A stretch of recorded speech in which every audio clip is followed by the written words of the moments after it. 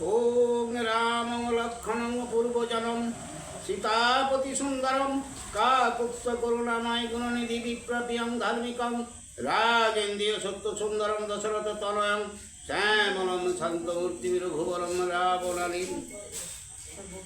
ওম দক্ষিণে লক্ষণের ধ্বনি বামেতে জানকী স্বভাব পুরত তৎসং মারুতি তৎসং রামং নমামি। ওম রামচন্দ্রায় রামভদ্রায় বেদস্যে রঘুনাথায় নাথায় সীতায় পতয়ে নমো নমঃ। হা কৃষ্ণ করুণা সিন্ধু দীনবন্ধু জগৎপথে গোপীশ গোপীকান্ত রাধাকান্ত নমস্তুতে। ঈশ্বর বিগ্রহ সচিদানন্দ কৃষ্ণ আমার সর্বকারণের কারণ। ওম সৃষ্টির স্মৃতি বিরাসায়া জগদ্ধিতায় বাসুদেবায় গোবিন্দায় নমঃ। ওম পাপহং পাপকর্মাহং পাপাত্মাহং পাপসম্ভব ত্রাহিমাং পুণ্ডরীকাক্ষং সর্বপাপ হরহরি।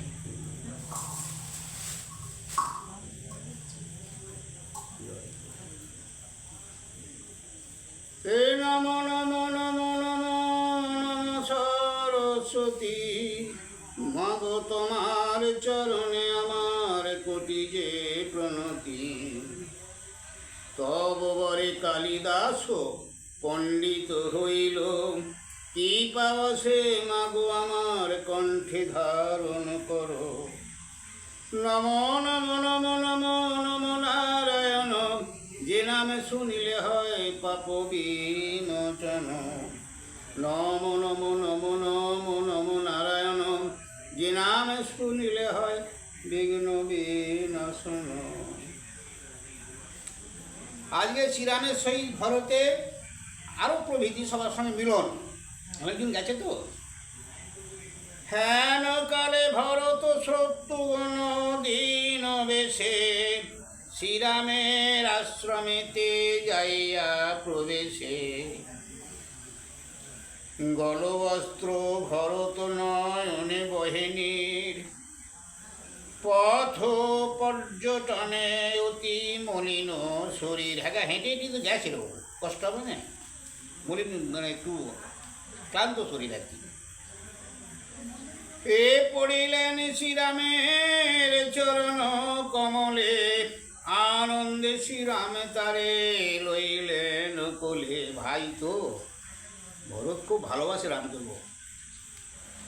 পরস্পর সহস্য সম্ভাষা করেন সর্বজন যথাযোগ্য আলিঙ্গন পদাতি বন্ধন।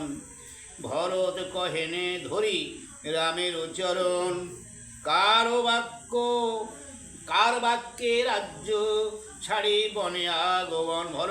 ভরত রামচন্দ্রকে বলছে কার কোথায় তুমি বনে এসো রাজ্য ছেড়ি।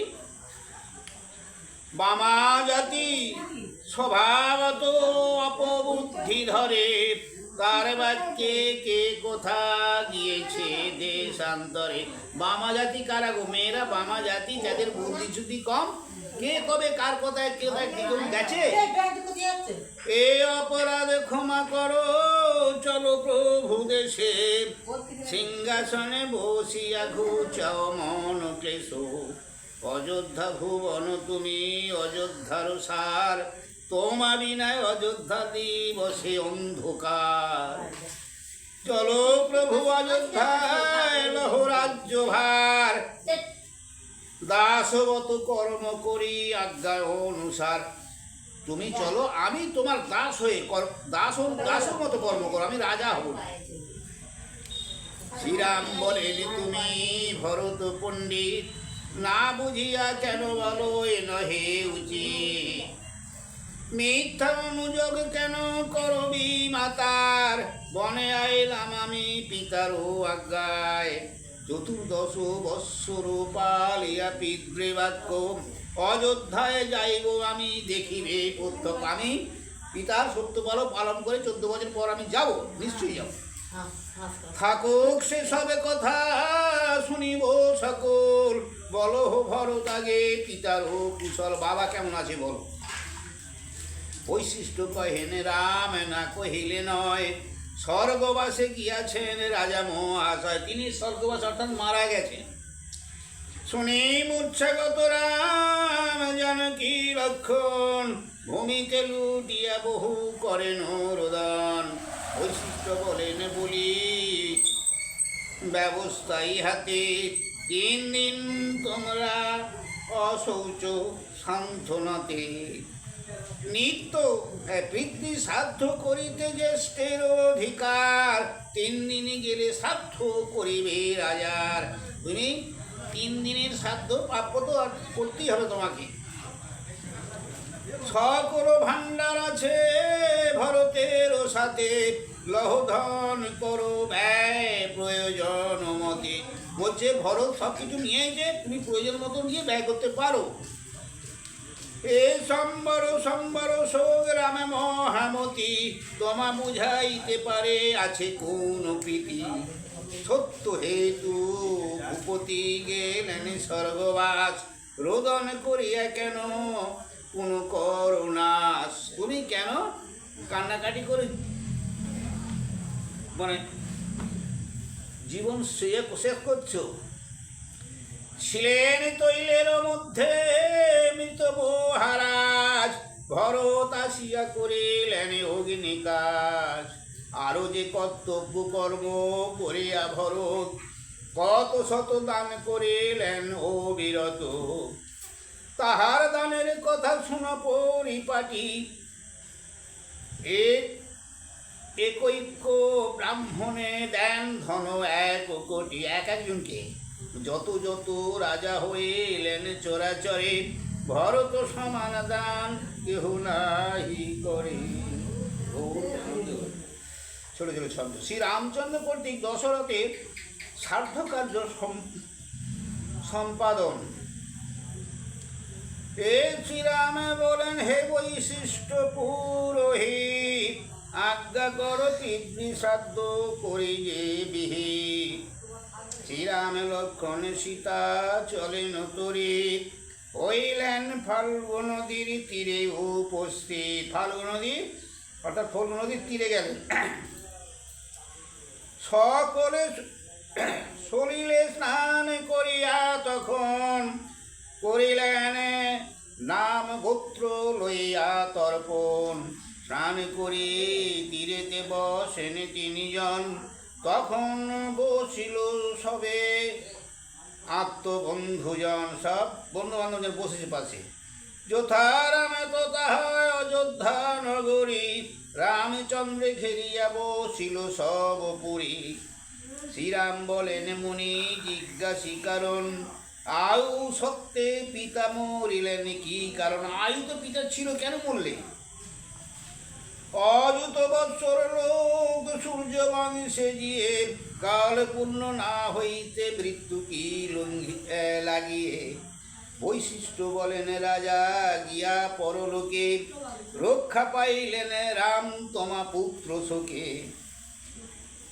সুমন্ত কহিল গিয়া তুমি গেলাবান, আরাম বলিয়া রাজা তাজিল জীবন। সুমন্ত যেই বলেছে গিয়ে খবর দিয়েছে যে তুমি বনবাসে গেছো, এই কথা শুনি তোমার বাবা প্রাণ ত্যাগ করলেন।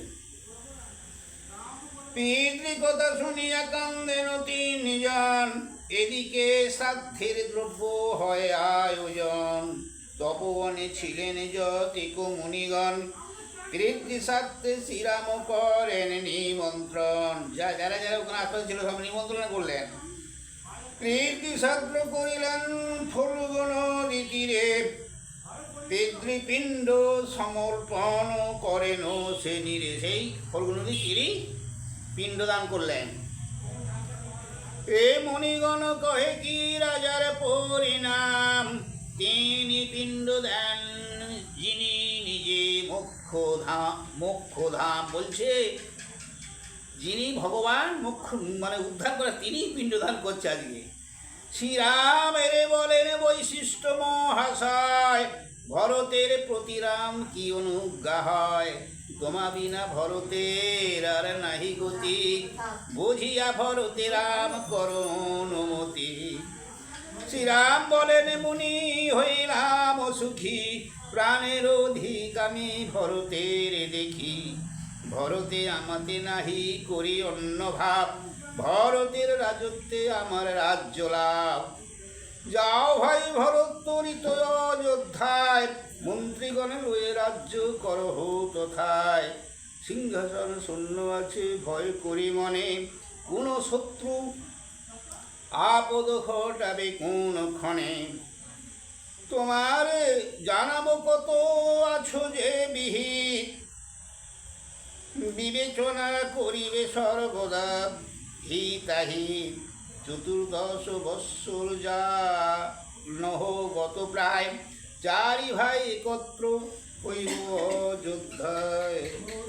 বলছি 14 বছর গেলি আমরা আবার 4 ভাই এক জায়গায় হয়ে যাবো, হয় না।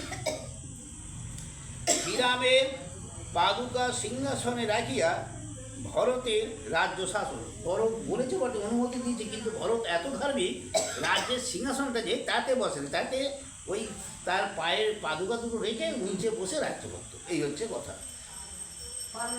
হ্যাঁ, জোড়াতে ভরত বলেন সবিনয়, কেমনে রাখিব রাজ্য মম সাধ্য নয়। তোমার পাদুকা দেহ করি গিয়া রাজা, তবে তো পারিব রাম পালিবারে প্রজা। তোমার পাদুকা যদি থাকে রাম ঘরে, ত্রিভুবনে আমার কি করে কারো ডরে। শ্রীরাম বলেন হে ভরত প্রাণ অধিক, পাদুকা লইয়া যাও কি কব অধিক। নন্দী গ্রামে পাঠ করি করো রাজ্য কার্য, সাবধান হইয়া পালিও পিতৃরাজ্য।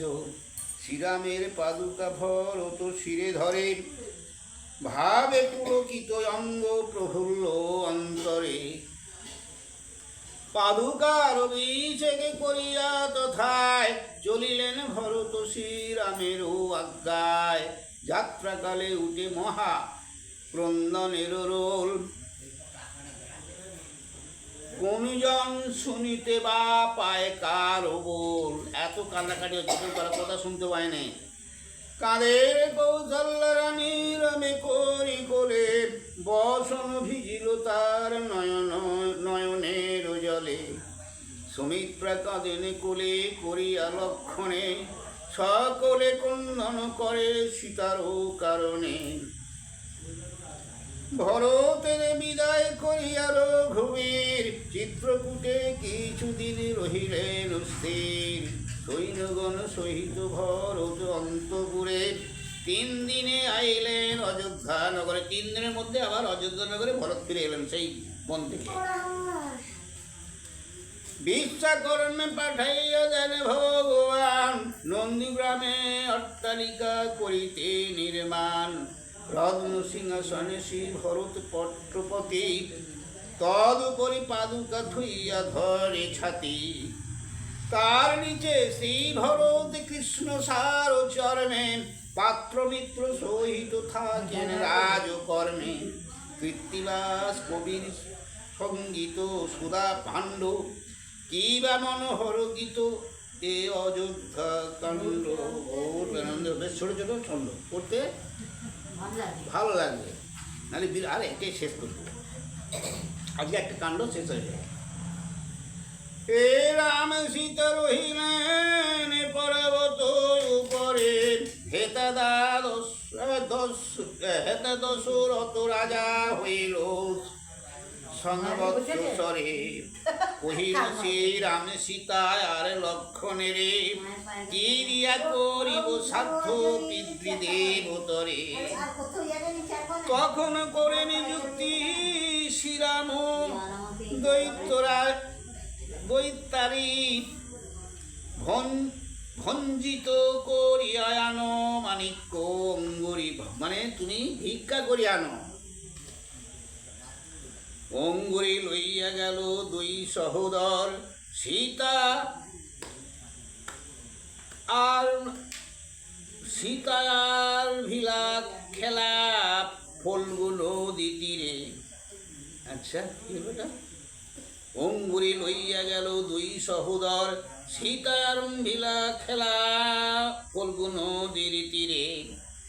খেলেন লইয়া বালি সীতা বহুমতেও আসিলেন দশরথ সীতারও সাক্ষাতে। দেখলে এখানে কি করবে, সীতা বসে আছে বালি নিয়ে দুটো জোড়ো করতেছে, আবার ভাঙতেছে, যেমন ঠাকুর ঘরে এটা করে করেন তো, যে বালিগুলো নিয়ে। এমন সময় মৃত্যু মানে মরে গেছে রাজা দশরথ, অর্থাৎ সেই দশরথ এসেছে কার কাছে? বৌমার কাছে। এ দশরথ কহিলেন শুনো বাসিতে, ক্ষুদায় জ্বালায় আমি না পারি তিষ্ঠিতে, তুমি বধূ আমি তব শ্বশুর ঠাকুর, দহিয়া বালির পিণ্ড ক্ষুদা কর দূর। বাহ, কি বলছে? মা আমি খিদার জ্বালা অস্থির, অর্থাৎ তুমি বালির পিণ্ড দিয়ে আমার ক্ষুদা নিবারণ করো। রাজা কবি সীতা দেবী কহিত অবস্থান, আমার নিকটে তুমি রামেরও সমান। সীতা কহিলেন দেব কহি যে তোমারে, কি মতে দহিব পিণ্ড রাম অগোচর। হ্যাঁ, আমি যে তোমার পিণ্ড ধরে কি করে পিণ্ডটা দিই? স্বামী আমার ঘরে নেই, এখানে নেই। মনে কিছু না করিও মা চন্দ্রমুখী, লোকজন ডাকি আনি করে রাখো সাক্ষী। ভালো ভালো কহিলেন সীতা চন্দ্রমুখী, আদ্যের তুলসী তুমি হয়ে থাকো সাক্ষী। বাহ, তা বলছে যে সাক্ষী তুমি কিছু রেখে করো না। সীতা যদি রামচন্দ্র এসে না বিশ্বাস করে যে পিণ্ডে দিইনি, হ্যাঁ, তা তুমি কিছু সাক্ষী রেখো। তার সামনে দেখে একটা তুলসী গাছ, তাকে কি বললে? বলছে তুমি আমার সাক্ষী হয়ে থাকো। জিজ্ঞাসা করেন নামে আসিয়া যদি, বটবৃক্ষ কহিবে কো আর ফলগো নদী। বাস, বটবৃক্ষ ওখানে আছে আর ফলগো নদী তুমি আছো, তুমি রামকে বলো। ব্রাহ্মণে দেখিয়া সীতা করেন যাপন, দশরথে কথা সব কহিবে ব্রাহ্মণা। একটা ব্রাহ্মণ যাচ্ছে, তাকেও বললে যে হে ব্রাহ্মণ, তুমি এক কাজ করো, তুমি যে সাধ্য করো, তুমি এলে রামচন্দ্র এলে তুমি বলো যে সীতা পিণ্ড দিয়েছে। ইয়া শুনি দশরথ হর্ষে উঠিরতে, লইয়া বালির পিণ্ড গেলা স্বর্গ পথে। বালির পিণ্ড নিয়ে সে তার চলে গেল। হেতা প্রভু রামচন্দ্র অতি তোরা পর, শ্রাদ্ধের সামগ্রী লয়ে আইলা সত্তর জোগাড় করে নিয়ে এসে গেছে। রামের দেখিয়া সীতা হরিষ অন্তরে, নিবেদন করিলেন রামেরও গোচরে। সীতা কহিলেন শুনো প্রভু রঘুবর, আশ্রমে আসিয়াছিল অজের কঙর। মানে তোমার বাবা এসেছিল আমাদের আশ্রমে, আমার করিতে শ্রাদ্ধ কোন দশরথ, লইয়া বালির পিণ্ড গেলা স্বর্গপথ। সে বালির পিণ্ড নিয়ে চলে গেছে। রাম কহিলেন কি সে প্রত্যয় কথা, সাক্ষী করি রাখিয়াছি কন দেবী সীতা। বেশ, আমি কি করি বিশ্বাস করবি? কেউ সাক্ষী আছে তোমার? সাক্ষীরে আনিয়া সীতা বলাও এখন, সাক্ষী পাইলেই মোর প্রত্যয় হয় মন। তবে আমার মানে মনে বিশ্বাস হয়। সীতা কহিলেন গোসাই করি নিবেদন, জিজ্ঞাসা করো তুমি ডাকিয়া ব্রাহ্মণ। বলছে ওই তো ব্রাহ্মণ আছে, ব্রাহ্মণকে ডেকে জিজ্ঞাসা করো। ব্রাহ্মণ বলেন খরগ দিওর ঘোড়াতে, মিথ্যা বাক্য কব আজি রামেরও সাক্ষাতে। ডাকিয়া ব্রাহ্মণে জিজ্ঞাসেন রঘুনাথ, তোমরা দেখেছ মোর পিতা দশরথ। আমার বাবা এসব দেখে তুমি? ব্রাহ্মণ কহেন তবে রামেরও সাক্ষাতে, আমরা না দেখিয়াছি রাজা দশরথে। একথা শুনিয়া রাম কন হাসি হাসি, লজ্জায় মলিন হইয়া সীতা সুরূপসী। মিথ্যা কইয়া ব্রাহ্মণ থেকে দিলে তাপ, ক্রোধ তনু থরো থরো দিনু তোমা সাপ। লক্ষ টঙ্কার দ্রব্য যদি থাকে তব ঘরে, ভিক্ষার লাগিয়া যেও দেশে দেশান্তরে। কি বললে? লক্ষ লক্ষ তোমার টাকা যদি ঘরে থাকে তো খাবার জন্য ভিক্ষা করে দেশ বিদেশ ভিক্ষা করে যেতে হবে। রাম কন কেন কান্দ সীতা চন্দ্রমুখী, আর কেহ থাকে তো বলাও দেখি সাক্ষী। এতেকে শুনিয়া কন সীতা সুরূপসী, আনিয়া বলান প্রভু আদ্যেরও তুলসী, তুলসীকে ডেকেছে। তব পর তুলসী কানন তো তাহেরি কহিলেন রঘুনাথ কহ দ্রুত করি। রামচন্দ্র বলছেন বলো তো পিণ্ড প্রদানের তুমি যেন বিবরণ। তুলসী কহেন যথা কহেন ব্রাহ্মণ, যেমন ব্রাহ্মণ কহেন তুলসীও তাই বলছে। তুলসী বলেন রামে মোরে দিবে হাতে, মিথ্যা কথা কব আমি তোমারও সাক্ষাতে। শ্রীরাম বলেন তুলসী শোন মোর কথা, সাক্ষাতে দেখেছ মোর দশরথ পিতা। তুলসী বলেন তবে প্রভুর ঘুবরে, আমরা না দেখিয়াছি তোমারও পিতারে। কথা শুনি জানকীর জন্মে মনস্তাপ, শোনো যারে যা তুলসী আমি তোরে দিন সাপ। এত দুঃখ দিলি তুই আমারও অন্তরে, আভূমি জন্মিও তুমি হইয়া সর্বান্তরে, সব জায়গাতেই তুমি জন্ম নেবে। ক্রোধ বলে সীতা দেবী কহেন এমন, তোর পত্র শ্রীহরির আদরের ধন, তোর পাতা কিন্তু শ্রীহরির আদরের ধন। অপবিত্র স্থানে তোর অবস্থিত হবে, শ্রীকাল কুকুর মূত্র পুলিশ তাগিবে। বাহ, তোর মাথায় শিয়াল কুকুরে হিংসা করবে। আসিয়া বলেন রাম শুনো জানকী, আর কেহ থাকে তো বলাও তার সাক্ষী। আর কেউ আছে? সীতা কহিলেন শুনো প্রভু গুণনিধি, আর সাক্ষী আছে সেই ফল্গু মহানদী। ফল্গু বলে মিথ্যা কহ শ্রীরামের স্থলে, নিবেদন কতই দ্রব্য রামে মোরে জলে। হ্যাঁ গা, আমি মিথ্যা করবো কেন জানো? রাম যদি ছাদ্য করে কত কি জলে ফেলবে, আমি খাবো, বুঝলে?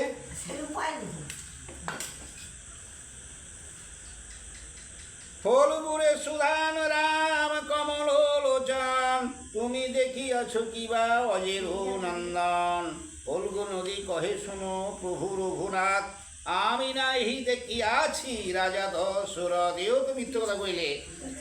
এতক শুনিয়া সীতা কান্দে উচ্চ স্বরে, আমি আজ দিব সাপ এ ফল্গু নদীরে। অন্তশিলা হয়ে তুমি বহিও সর্বকাল, তোমারে ডিঙ্গিয়া যাবে কুকুর শিগাল। কি বললে? তুমি অন্তশিলা, জল কখন তোমার উপরে উঠবে না, তোমার উপর দিয়ে শিয়াল কুকুর পার হবে গো। শ্রীরামে বলেন শোনো সীতা চন্দ্র মুখী, আর কেহ থাকে যদি বলাও আনি সাক্ষী। আর কেউ আছে? সীতা বলিলেন রাম লজ্জা বোধ করি, বটবৃক্ষ আনি সাক্ষী বলাও দৈত্যারি। আমি এই বটবৃক্ষকে এনি বলাচ্ছি লাসাল্লাহ। বটবৃক্ষ আসি কেহ কহে প্রভু রঘুবর, সাক্ষী দিব যদি মোর জোড়ায় অন্তর। রাম সীতা ধৈয়া হেরিব নয়নে, তবে আমি সাক্ষ্য দিব তব বিদ্যমানে। বৃক্ষ কথা শুনি সীতা আনন্দিত হন, রামের বামেতে সীতা দাঁড়ানো তখন।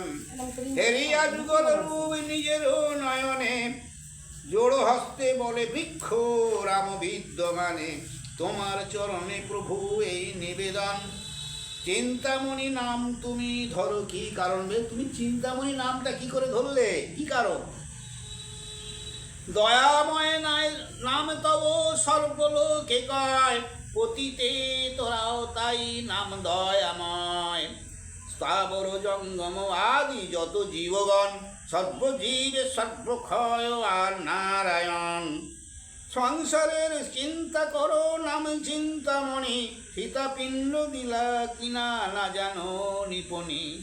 হ্যাঁ তুমি জানো নি চিন্তামণি নামে তব কলঙ্ক রহিল, আজই হইতে চিন্তামণি নামটি ডুবিল। হ্যাঁ নারায়ণকে বলছে বৃক্ষ তোমার নাম তো চিন্তামণি। সবাই সীতা সীতা পিণ্ড দিলে কি না দিলে তুমি জানো, তুমি তো সবার সব জানবো। হ্যাঁ তুমি তো সবই জানো। চিন্তায় আকুল হয়ে ভুলেছ আপনা, মায়ার মানুষ হয়ে কিছু নাহি জানা। আসলে তুমি আজকে মায়ায় মানুষ রূপে জন্ম নিয়ে তুমি সব ভুলে গেছো। হ্যাঁ বটবৃক্ষ কহে শুনো কমল লোচন, মিথ্যা সাক্ষ্য ইহারা দিলে সর্বজন। এরা যে সাক্ষী দিয়েছে সবাই মিথ্যা সাক্ষী দিয়েছে। ধন লোভে মিথ্যা কথা কহিল ব্রাহ্মণ, ব্রাহ্মণের অনুরোধে অন্য দুইজন। আমি যদি মিথ্যা বলি একে হবে পার, অন্তর্যামী নারায়ণে ফাঁকি দিয়া ভার। শত কোটি জন্ম তপ করে এই জন, সত্যবাদী সব কিছু না হয় ও কখন। বালিপিণ্ড লয়ে ছিলা সীতা ডান হাতে, আপনি লইয়া তাহা রাজা দশরথের। আমি দেখেছি বালির পিণ্ড দিয়েছে আর নিজে দশরথ হাতে করে ডানাতে নিয়েছে। এ খাইয়া সীতার পিণ্ড প্রফুল্ল অন্তরে, দেখিতে দেখিতে রাজা গেলা স্বর্গপুরে। শুনিয়া বৃক্ষের কথা কলের ভবির, চিরজীবী হও বট অক্ষয় ও অমর। বট দিলে ওই বটবৃক্ষকে চির অমর হও। পিণ্ডদান করি মনে ভাবেন জানকী, বারে বারে সবাকারে করিয়াছি সাক্ষী। তুষ্ট হয়ে বর দিব তোমায় ও কেবল, শীতকালে উষ্ণ হবে গ্রীষ্মতে শীতল। আর আমি তোমায় বল দিচ্ছি, শীতকালে উষ্ণ বায়ু আর গ্রীষ্মকালে শীতল বায়ু তোমার বৃক্ষে পাতায় হবে। পুনর্বার সীতা তারে দিলা এইবার, ডালে ডালে হবে তব পল্লব বিস্তর। নতুন পাতা হবে গো মনোহর, সুশীতল রবে অনিবার। নিপত্র না হবে শাখা কদাপি তোমার, মানে একদম বিপত্র হবে না, সুশীতল রাখিবে যে যাবে তব তলে। সর্বদা আনন্দে রবে নিজ পত্র ফলে তোমার, সবসময় আনন্দ থাকে ফুল ফলে। এই রূপে বটবৃক্ষে আশীর্বাদ করি, বিদায় দিলেন তারে রামেরও সুন্দরী। কীর্তিবাস পণ্ডিতের কথা সুধা ভাণ্ড, পরম পবিত্র এই অযোধ্যার কাণ্ড।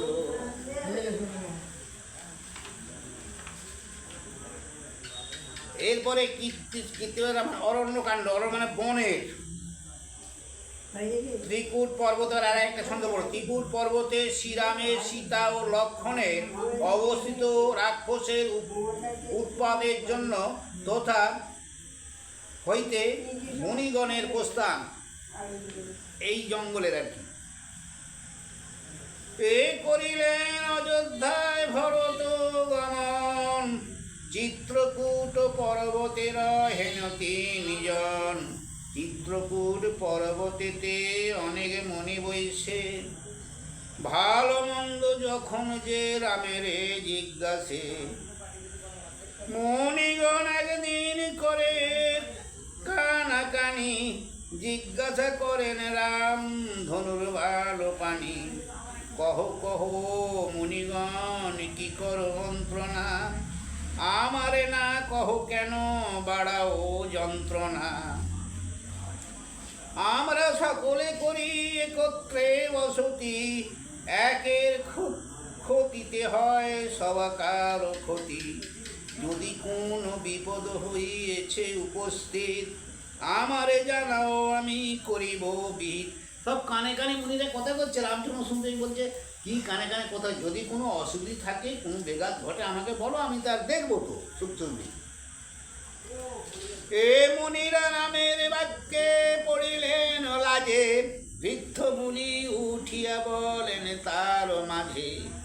যে মন্ত্রণা করিতেছিলাম রঘুবীর, তাহার বৃত্তান্ত কহি তোমারও গোচর। রাবণের দুই ভাই দুষ্ট নিশাচর, তার মধ্যে জ্যেষ্ঠ খর দূষণ অপর।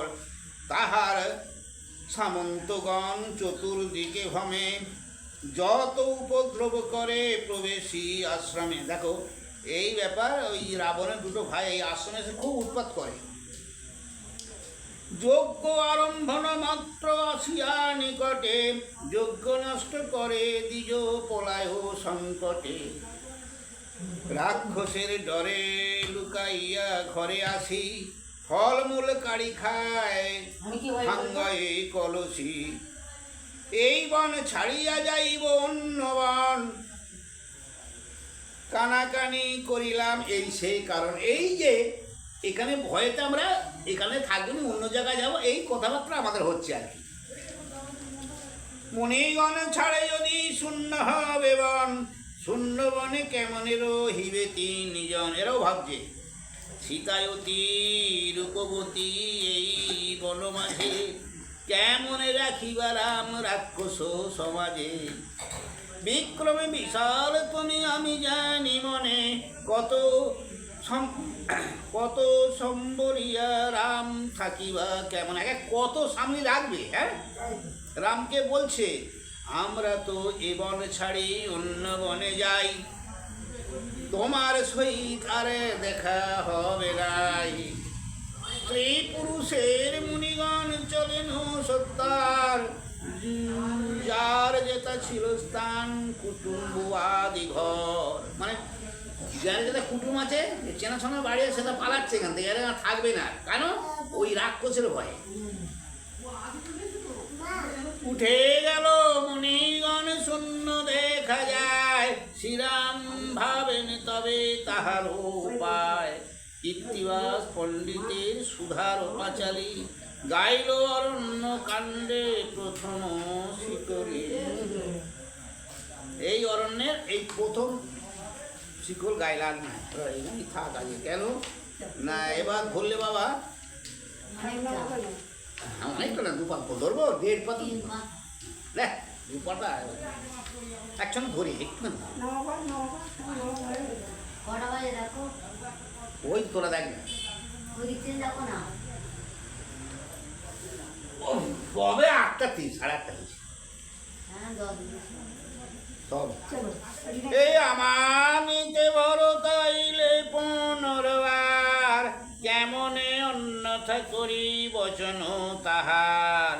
চিত্রকূট অযোধ্যা হেত বহুদূর, ভরত ভাতার ভক্তি আমাতে প্রচুর। একটা কথা হচ্ছে কি, রামচন্দ্র এটাও ভাব, ওরা তো চলে যাচ্ছে, রামচন্দ্র বসে ভাবছে এখান থেকে এই চিত্রকূট থেকে অযোধ্যা বেশি দূর নয়, অতএব ভরত আমাকে কতুর্ত ভালোবাসে, তো আবার আসতে পারে, তাকে তখন কি বলবো, যাচ্ছি এখান থেকে আমাদেরও সরে পড়া ভালো। এ রঘুনাথে মতো চিন্তিয়া মনে মনে, চিত্রকূট ছাড়িয়া চলিলেন দক্ষিণে। কত দূর জানে তারা করি পরিশ্রম, সম্মুখে দেখেন অত্রি মুনির আশ্রম। অত্রি মুনির আশ্রমে গেলেন। প্রবেশিয়া 3 জন পুণ্য তপোধন, বন্দনা করেন অত্রি মুনির চরণ। রাম দেখি মুনিবর উঠিয়া যতনে, পার্থ অর্ঘ দিয়া বসাইলেন আসনে। আপন পত্নীর ঠাই সমর্পিলা সীতা, বলেন পালহ যেন আপনার দুহিতা। কি বললে? তার পত্নীর কাছে সীতাকে বস্তুরি বললে, দেখো গৃহিণী, তুমি এই যে আমি তোমার কাছে দিয়েছি সীতা দেবীকে নিজের কন্যা রূপে ব্যবহার করো একসঙ্গে। দেখি মুনি পত্নীকে ভাবেন মনে সীতা, মূর্তিমতী করুণা কি শ্রদ্ধা উপস্থিতা।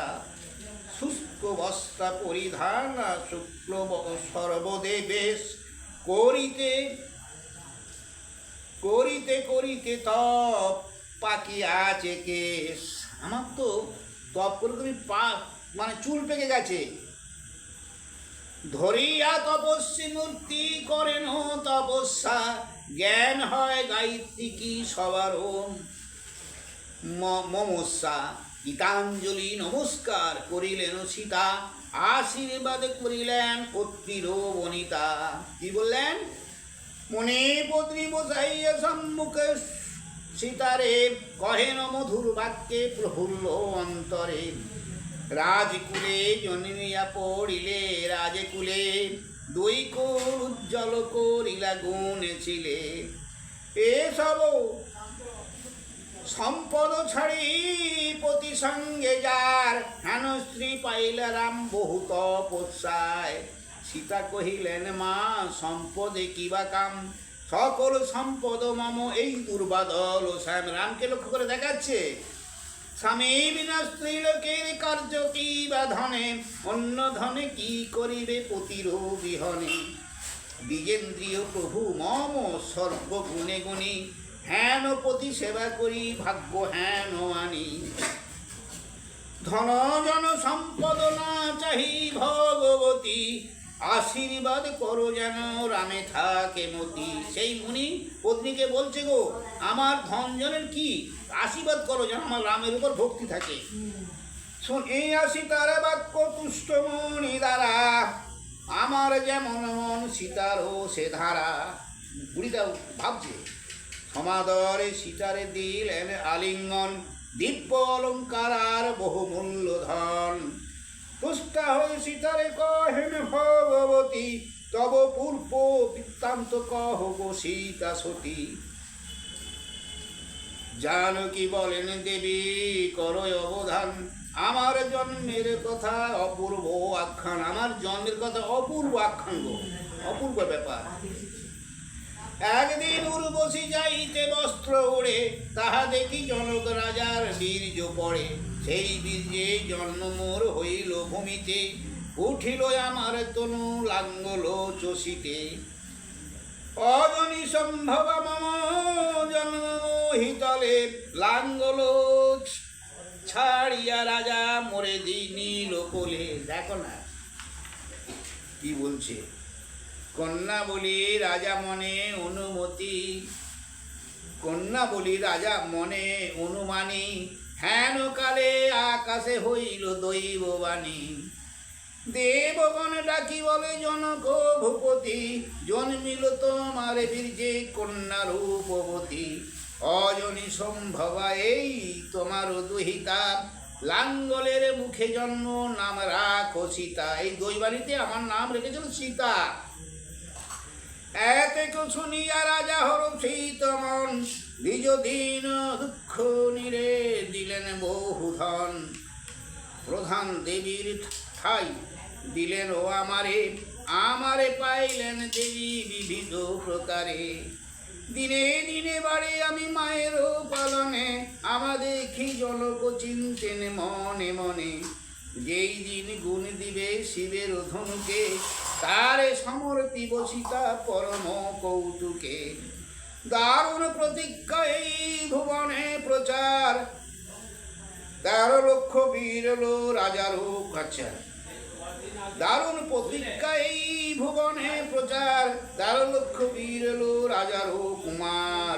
ধনুকে দেখিয়া সবাকার প্রাণ কাপে, না সম্ভাসী পিতারে পলায় মনস্তাপে। প্রতিজ্ঞা করিয়া আগে না পায় ভাবিয়া, কেমনে সম্পন্ন হবে জানকীর দিবিয়া। হেন কালে উপস্থিত শ্রীরাম লক্ষণ, ধনুকে দেখিয়া হাস্য করেন তখন।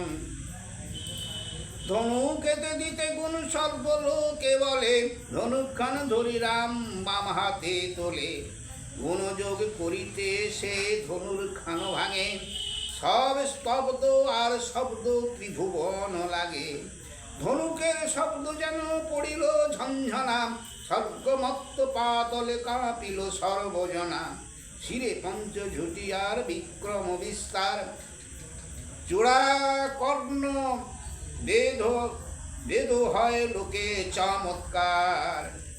বিবাহ করিতে পিতা বলেন আমারে, না করেন স্বীকার পিতা অগোচরে। রাজসহ দশরথ আসিয়া রাজসহ দশরথ আসিয়া সংবাদে, রামের বিবাহ দেন পরম আহ্লাদে। সেখান থেকে দশরথ এসছে তবে বিবাহ হয়। শ্রীরাম করিলেন আমার প্রাণী গ্রহ, লক্ষণের দ্বার কর্ণ উর্মিলার সহ। কুশধ্বজ খুড়ার যে 2 কন্যা ছিল, ভরত শত্রুঘ্ন দোহে বিবাহ করিল। ভগবতী পূর্ণ পূর্বকতা এই কহিলাম, হেন মতে মিলিলেন মম স্বামী রাম। এত যদি সীতা দেবী কহেন কাহিনী, পরিতোষ পাহিলেন মুনির গৃহিণী। আনন্দ পেলেন, বুঝলে? পরিতোষ মানে আনন্দ। বাবারে,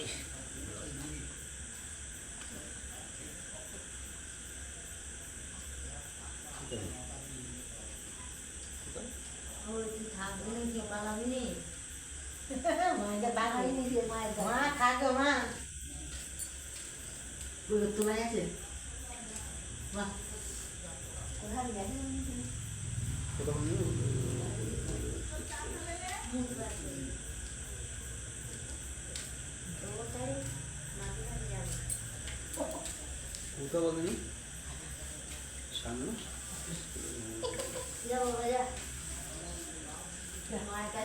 অনেক কিছু জানিয়েছে।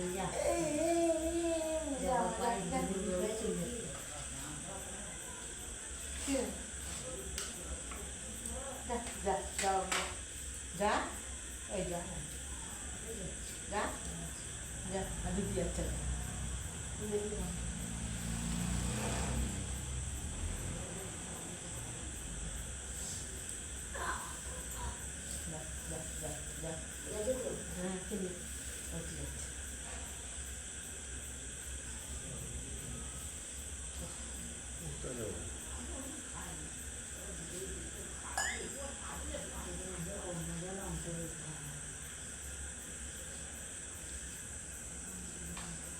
কবে আমি পড়ো কাল দিতে আছে।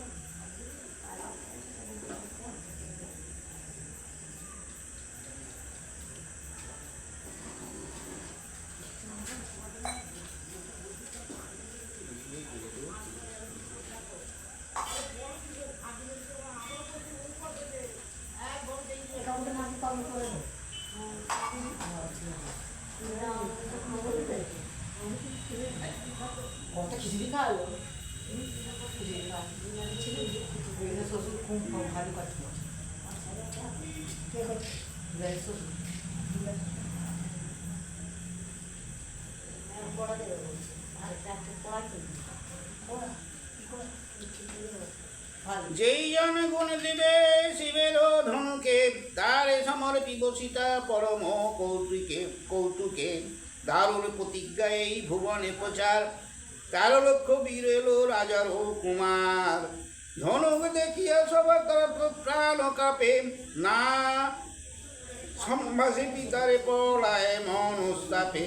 প্রতিজ্ঞা করিয়া আগে না পায় ভাবিয়া, কেমনে সম্পন্ন হবে জানকী রবিয়া। হেন কালে উপস্থিত শ্রীরাম লক্ষণ, ধনুক দেখিয়া হাস্য করেন তখন। ধনুকে দিতে গুণ সর্বলোকে বলে, গুণকান ধরিলাম বাম হাতে তোলে। গুণযোগে করিতেছে ধনুক খান ভাগে, তবে স্তব্ধ তার শব্দ ত্রিভুবনে লাগে। ধনুকের শব্দ যেন পড়িল ঝঞ্ঝনা, স্বর্গমত্ত পাতলে কাঁপিল সর্বজনা। শিরে পঞ্চঝুটি তার বিক্রম বিস্তার, চূড়া কর্ণ ভেদ হয় লোকে চমৎকার। বিবাহ করিতে পিতা বলেন আমারে, না করেন শিকার তার অগোচরে। রাজসহ দশরথ আসিয়া সংবাদে, রামের বিবাহ দেন পরম আহ্লাদে। শ্রীরাম করিলেন আমার প্রাণীগ্রহ, লক্ষণের দ্বার কর্ম উর্মিলার সহ। কুশধ্বজ খুড়ার যে 2 কন্যা ছিল, ভরত শত্রুঘ্ন দোহে বিবাহ করিল। ভগবতী পূর্ব কথা এই কহিলাম, হেন মতে মিলিলেন মম স্বামী রাম। এত যদি সীতা দেবী কহেন কাহিনী, পরিতোষ পাইলেন মুনিল গৃহিণী। ব্রাহ্মণী সীতার ভালে দিলেন সিন্ধুর, কণ্ঠে মণিময় হার বাহুতে কেউর। কর্ণেতে কুণ্ডল করে কাঞ্চন কঙ্কন, নকুরে শোভিত হয় কমল চরণ। নাসায় বেসরে দেন গজমুক্তাতায়, পট্টবস্ত্র পরিধান শোভিত গৌরগায়। প্রদোষ হইল গত প্রবেশ রজনী, রামের নিকটে যান শ্রীরাম রমণী। উমা রমা নাহি পান সীতার উপমা, চরাচরে জনক দুহিতা নিরুপমা। দেখিয়া সীতার রূপ হৃষ্ট রঘুমণি, মনির আশ্রমে মুখে বঞ্ছেন রজনী। সুখে মুনির আশ্রমে সুখে বঞ্ছেন রজনী। প্রভাতে করিয়া স্নান আর যে তর্পণ, তিনজন বন্দিলেন মুনির চরণ। আশীর্বাদ করিলেন অত্রি মহামণি, কহিলেন উপদেশ উপযুক্ত বাণী। শুনো রাম রাক্ষস প্রধান এই দেশ, সদা উপদ্রব করে দেয় বহু ক্লেশ। অকৃতির দণ্ড কারণ নয় অতিরম্বস্থান, তথা গিয়া রঘুবীর কর অবস্থান। মুনির চরণে রাম করিয়া প্রণতি, দণ্ড কারণের মধ্যে করিলেন অগতি। আগে যায় রঘুনাথ পশ্চাৎ লক্ষণ, জনক তনয়ার মধ্যে কি সভা তখন। ফলমূল দেখেন গন্ধেতে আমোদিত, ময়ূরের একাধ্বনি ভ্রমরের গীত। নানা পক্ষী কলরব শুনিতে মধুর, সরোবরে কত শত কমল প্রচুর। বনের মধ্যে অনেক মুনির নিবসতি, শ্রীরামের দেখিয়া হরিষে করে স্তুতি। রাজ্যে থাকো বনে থাকো তোমারও সম্মান, যথা তথা থাকো রাম তুমি ভগবান। রম্ব জল রম্ব ফল মধুর সুস্বাদ, আহার করিয়া দূরে গেল অবসাদ। দেখিতে হইল ইচ্ছা দণ্ডক কানন, তিনজন সম্মুখে করেন ভ্রমণ। আগে রাম মধ্যে সীতা পশ্চাৎ লক্ষণ, নানা স্থলে কৌতুকে করেন নিরীক্ষণ। হেন কারে দুর্জয় রাক্ষস আচম্বিতে, বিকট আকারে করে সম্মুখে উপস্থিত। রাঙ্গা দুই আঁখি তার খক্কর হৃদয়, বনজন্তু ধরে মারে কারে নাহি ভয়। দুর্জয় শরীর ধরে পর্বত সমান, জ্বলন্ত আগুন যেন রাঙ্গা মুখ খান।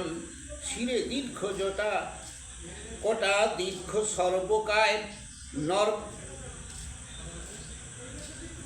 নর্বদার অস্থিসারো শিরা গণা যায়। বাবা শিরা খেঁচবি যাকে গো। বান্ধিয়া লইয়া যায় মাংস ভার গন্ধে, পলায় লইয়া প্রাণ সবে তার গন্ধে। মেঘের গর্জন নেয় ছাড়ে সিংহনাদ, মহাভয়ঙ্কর মূর্তি রাক্ষস বিরাট। শিকারে রাক্ষস গিয়া লইকের গন্ধে, তর্জন গর্জন করে থাকি অন্তরিক্ষে। সীতারে খাইতে চাহে মিলিয়া বদন, শ্রীরামের কটু কহে কহিয়া তর্জন। তপস্বীর বেশে রাম ভূমিষ্ঠ কাননে, দেখাইয়া কামিনী হুলাস মুনিগণে। আর আছে তো এই শেষ। বলিল মনুষ্য আজি গরিব ভক্ষণ, ছাট পরিচয় দেহ তোরা কোন জন। শ্রীরাম বলেন আমি ক্ষত্রিয় কুমার, লক্ষণ অনুযায়া জানকী আমার। দেখি হে তোমার কেন বিকৃত আকৃতি, মনেতে বেড়াও তুমি হও কোন জাতি। রাক্ষস বলিল আমি যে হই সে হই, সবারে খাইব আমি ছাড়িবার নই। বিরাধ আমার নাম থাকি যথা তথা, কাল নামে মম পিতা বিদিত সর্বথা। কত মুনি বধিলাম বিধাতার বরে, অবেদ্য শরীর মোর ভয় করি কারে। লক্ষণের শ্রীরাম কহেন পেয়ে ভয়, আইলাম নিজ দেশে ছাড়িয়া বিদেশে। সীতারে খাইল আজি দারুণ রাক্ষসে। হ্যাঁ, আইলাম নিজ দেশে ছাড়িয়া বিদেশে, সীতারে খাইল আজি দারুণ রাক্ষসে। লক্ষণ বলেন দাদা না ভাবিও তা, রাক্ষসে মারিয়া ঘুচাও মনস্তাপ। মারিলেন 7 বাণ রাম তার ঘাড়ে, 7 বাণ খাইয়াছে কিছু নাহি জানে। হাতে ছিল ঝাঁটা ঝাট মারিল লক্ষণে, ঝাট গাছ তখনই হইল খানো খানো। ঝাট গাছ কাটা গেল রাক্ষসের ত্রাস, অস্ত্র নাহি নিশাচর উঠিল আকাশ। আকাশে উঠে গেল। ছাড়েন ঐক্যবান দশরথ সুত, পড়িল বিরাট যেন চিত্তান্তের দূত। খণ্ড খণ্ড হইয়া শরীর রক্তে ভাসে, মরি মরি করি যায় শ্রীরামের পাশে। ছাড়িয়া ফেলে সীতা আঘাতে ব্যগ্রতা, ভূমিতে পড়েন সীতা হইয়া মূর্ছিতা। জোড় হাতে রাক্ষস শ্রীরামে করে স্তুতি, তব বাম স্পর্শে রাম পাই অব্যাহিত। সাপে মুক্ত করিলা আমার শরীর, লইলাম শরণ চরণে রঘুবীর। এই যে একটা সাপে রাক্ষস হয়েছিল, ধন্য ধন্য সীতা দেবী রাম যার পতি, তোমা পরশিয়া হয় সাপে অব্যাহতি। পূর্ব কথা আমার শোনো রঘুপতি, কুবীরের সাপেতে আমার এ দুর্গতি। কুবীরের সাপে হয়েছিল। কিশোর আমার নাম কুবীরের চর, আমারে সর্বদা তুষ্ট ধনেরও ঈশ্বর। একদিন কুবীরে লইয়া নারীগণে, রঙ্গস্থলে কেলি করে মাতিয়া মদনে। কর্মদোষে আমি তথা হই উপনীত, আমারে দেখিয়া তাহা হইলা লজ্জিত।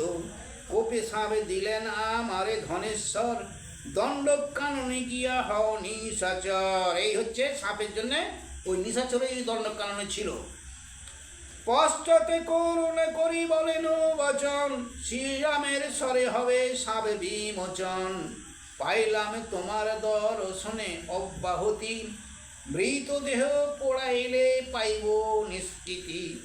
লক্ষণের উদ্যোগে দানব দেহ পুড়ে, দিব্য দেহ ধরিয়াছে দিব্য রথে চড়ে।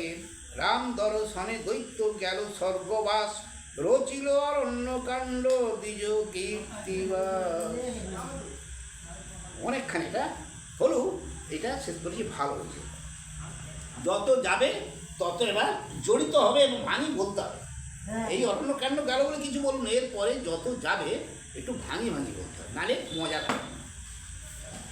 এত খাদ্য আমার আঁচল দিয়ে যাচ্ছে, এমন খানা খাদ্য।